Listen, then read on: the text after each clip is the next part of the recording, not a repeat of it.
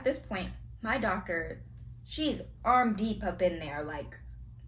Hey guys, it's Trinity Weaver Vlogs, and today I'm going to be doing a story time about my birth experience with my twins. I just want to add a disclaimer that there may be some possible trigger warnings because I will be mentioning preterm labor, infant loss, disabilities. It may be a little graphic and it's probably going to be a bit emotional. I might have a couple tears because it was very traumatic for me, so I will try to add a disclaimer before I mention any of these things, but if some stuff may be a little sensitive, then maybe this is not the video for you. Let me set the scene. It's August 3rd and I am exactly 24 weeks pregnant with my twin boys. Possible trigger warning, this is when I go into preterm labor the very first time. I am just having a routine appointment, and when you're having twins, you are seeing an MFM, a maternal fetal medicine doctor, regularly, and you're also seeing your regular OB as well. So it's a routine appointment with my MFM, and I'm having a cervical check.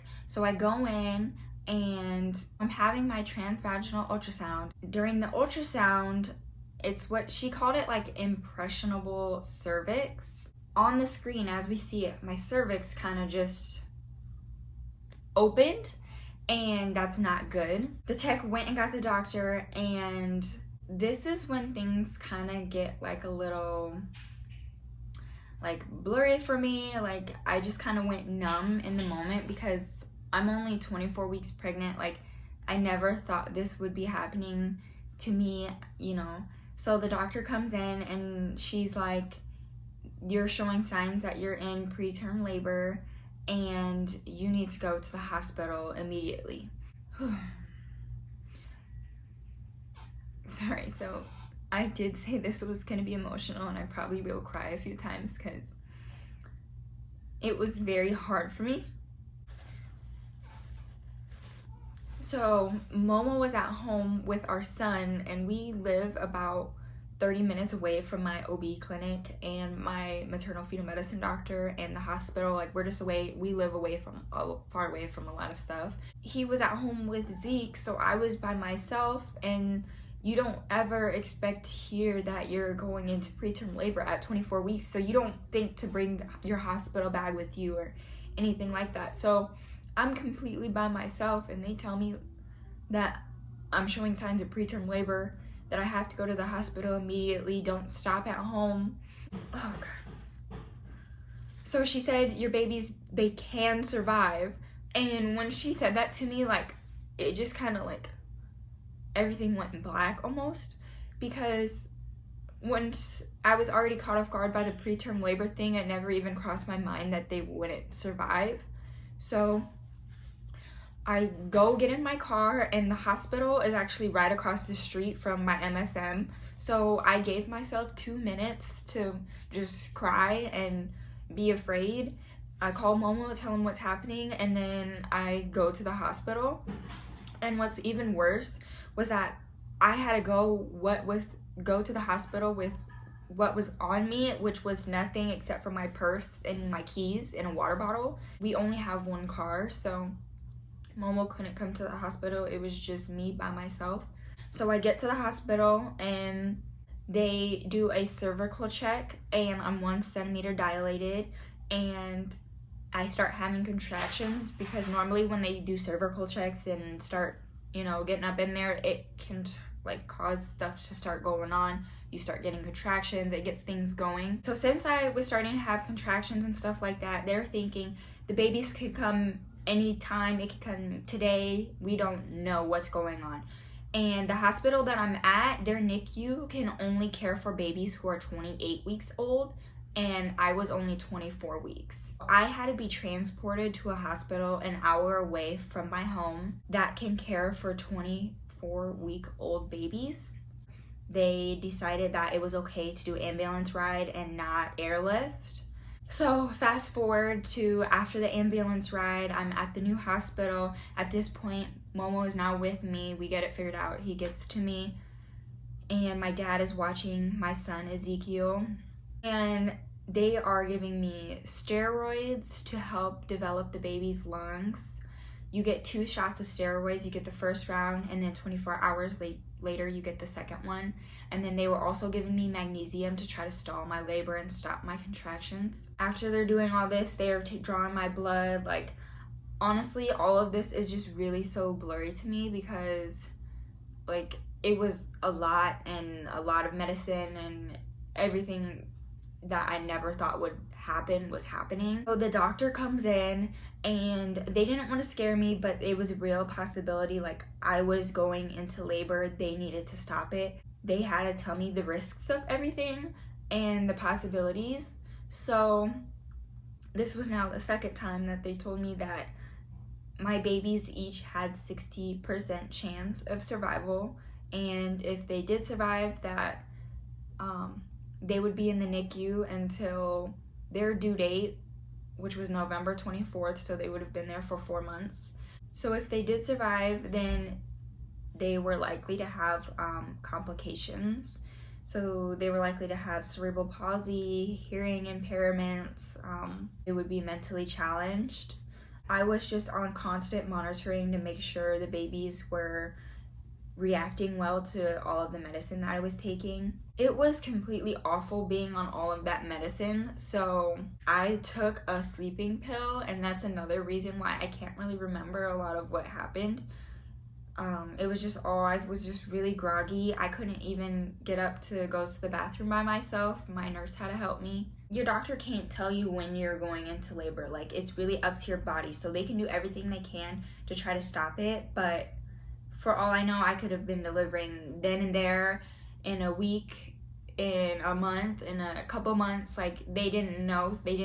Couldn't tell me for sure what was going on or how long I was going to be there or what the plan was. At that time, it was just stop labor and go from there, and we'll see what's going on. My mom was already planning on coming to Arizona to help with the babies and with Ezekiel while we get adjusted, because we're going from 1 kid to 3 kids, so it's a lot. After my mom found out what was happening, she actually upped and dropped everything and moved here to help. So she got to the hospital about 3 days after everything initially happened to help out, which I'm beyond grateful for, because I don't know how we would have made it work without her and my dad, and just my family was very helpful with everything that went on. After being in the hospital, they finally told me that I was not being released until I was 28 weeks, so meaning I would be inpatient at the hospital for 4 weeks, which was a very long time. But luckily things started to get better, no signs of labor. They just didn't want me to go home because the hospital that was close to my house could only provide for 28-week-old babies, and I was only 24 weeks, and then if something were to happen, it would take me a whole hour to get to the hospital where I needed to be, and babies that young, like, don't have the best chance of survival, so I just needed to be at the hospital. That was the best thing for me, and be on very strict bed rest. I couldn't get up. I couldn't do any heavy lifting. I had to do a wheelchair ride. They let me go down to the cafeteria in a wheelchair and get some fresh air and go outside and stuff like that. I was on constant monitoring in the first 2 weeks of my hospital stay, meaning there's these bands that go on your belly, and they're monitoring both babies to make sure they're doing okay. And then after about 2 weeks, it was only twice a day for 20 minutes, so it wasn't as bad. Babies started measuring good.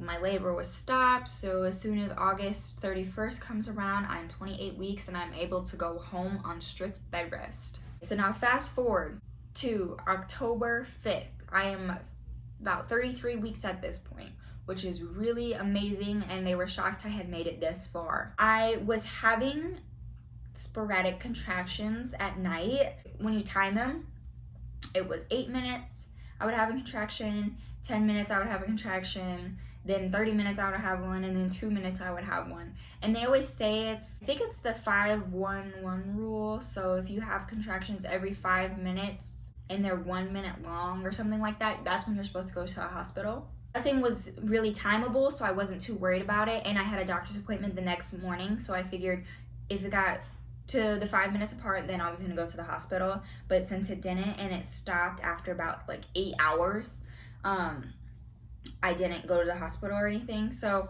The next morning is October 6th. I go to my doctor's appointment. I tell her I was having these sporadic contractions and I felt like I needed to be checked, have my cervix checked, excuse me.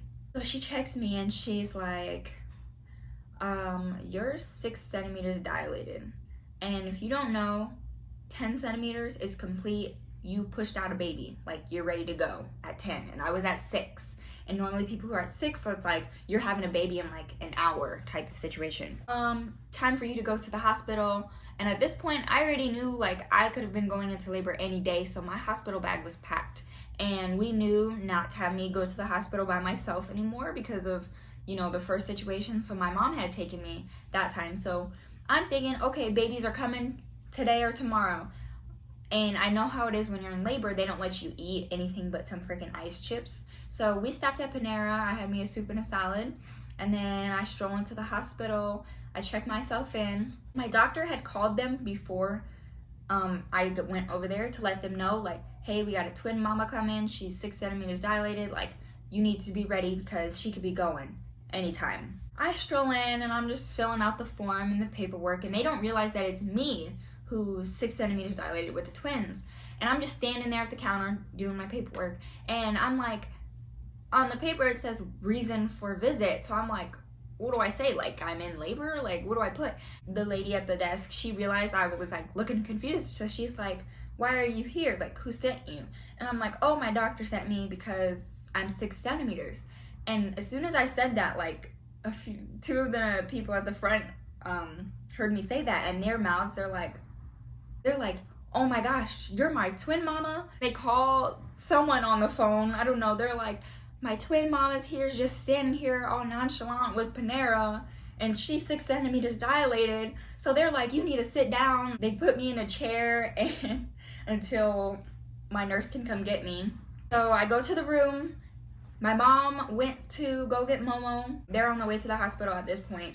And since I'm only 33 weeks, that's still not full term. Full term is 40 weeks, and then full term for twins that I had, which were die, 2 stacks, 2 placentas, was 38 weeks.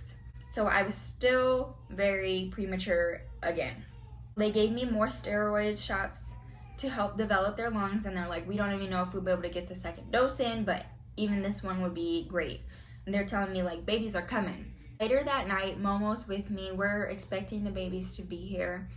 They check me again. I'm now 7 centimeters dilated. After this, my labor completely stalls. Nothing happens. And we're like, what's going on? This is happening again.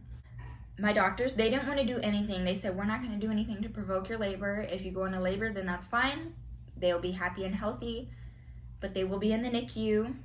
We're not going to induce you. We're going to just sit and wait. This is when I find out that I'm spending another whole month in the hospital because they did not want to send me home on bed rest. So even though I'm in a better standing from when I was 24 weeks, and that if the babies came, that they would be really good, like they would be really healthy. I lived 30 minutes away from this hospital, so I don't want to go too much in depth with, you know, my home surroundings, but it's a one-way road to this hospital. The only way into my town and the only way out, that's it. So it gets really backed up. So if I go into labor at home and I'm already 7 centimeters dilated, I could be having the babies like in 30 minutes, because with my first son, I pushed him out in 30 minutes, and they were very surprised about that because most people's first child, it takes a long time for them to actually deliver them. So they're like, you pushed out your first baby in 30 minutes, you're already 7 centimeters dilated, you live 30 minutes away from home, or from the hospital, excuse me. So no one wanted to sign off on the paperwork to send me home. So I was in the hospital for another 4 weeks.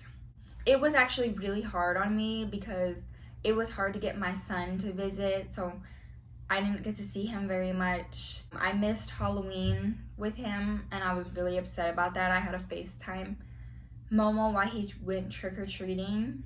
I couldn't go outside the entire time I was at the hospital. They were worried that I could have pushed the babies out anywhere in the hospital, so I couldn't leave my room for an entire month, so I just sat in that bed. It was very depressing. Then things got a little rough, so I need to explain this. For twin babies, okay, so you have baby A who's on the bottom and you have baby B on the top. So they always told me, think of it like bunk beds. Baby A has to be head down to try to deliver vaginally. Baby B can be anything. At the time, baby A was head down, baby B was head down. So they said, you're the perfect candidate for vaginal delivery. Everything looks good. If baby B was something different, there was a chance I would have to have a C-section. So they said, it's up to you if you want to do a C-section, if baby B is sideways or feet first breech. If something went wrong and he was the wrong direction, I could push baby A out vaginally and baby B would get cut out. So I would have 2 wounds. I'm having an ultrasound. I'm like 36 weeks at this point, 35 or 36 weeks. And we find out that baby B, which is Jeremiah, had flipped breech, meaning he is now feet first and Giovanni is still head down. So they're telling me, we really want you to get your vaginal delivery, but there's a chance that you can have a C-section. If something goes wrong, we will cut him out. And I straight up had a doctor who told me, she said, if I'm the one that's on call, then I will try to flip him one time, and if I can't get him, then we're gonna do a C-section. So I'm like, oh no, I don't want her. She better not be here. We also find out that my babies had moved down to the 2nd percentile and they were measuring very small. That was a little bit of concern, but not too concerning because Ezekiel, my first son, was also measuring very small as well. So they weren't too worried about that. So we're just gonna go with the plan, and the plan was to induce me once I got to 37 weeks. So now, fast forward, November 2nd, I am 37 weeks exactly, and the plan is to induce me with all of the best trained doctors in the hospital who are experienced with twin deliveries, breech deliveries. Like, everybody was ready. And for twins, you have to deliver in an OR in case of you needing an emergency C-section. So Momo had to get gowned up, and we were in the OR. In the OR, I was very nervous because there was going to be a lot of people in the room. So you need 2 sets of NICU nurses. You need like a NICU team of nurses. You need the nurses for each baby, the nurses for you. You need the doctors for you. There was going to be a set of like the anesthesiologist, the doctor who was going to do the C-section, stuff like that. So there was like 10 people in the room. It was brighter than a mug in there. I just felt like super exposed, pushing in front of everybody. It was pretty uncomfortable.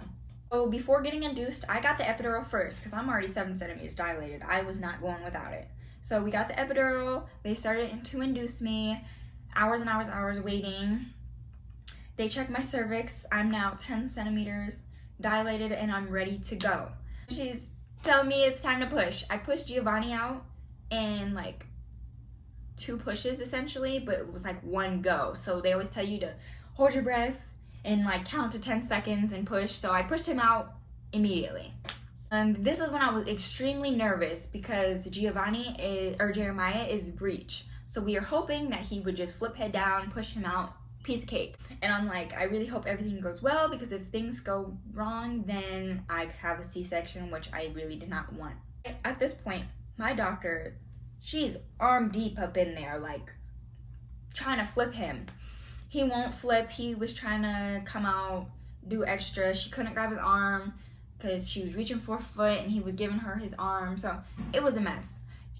I think his heart rate started to drop because they were just like, just push. You need to push him out. So I push him out. He was delivered feet first.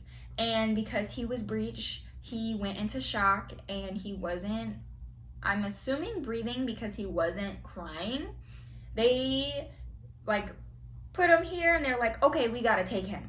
They take him, and since he wasn't crying / breathing, he needed a mask, and that was also really traumatizing for me. Like, they would not let me see him. Like, they were like, it was like a shield of nurses blocking him from my sight, trying to get him to breathe. And my other nurse, I had 2 nurses, I think a nurse and a doctor was right here. They were talking to me. They're like, he's okay, he just needs extra help. Like, they were just trying to calm me, keep me calm. So eventually he starts to breathe after his mask, after his ventilator. He was okay.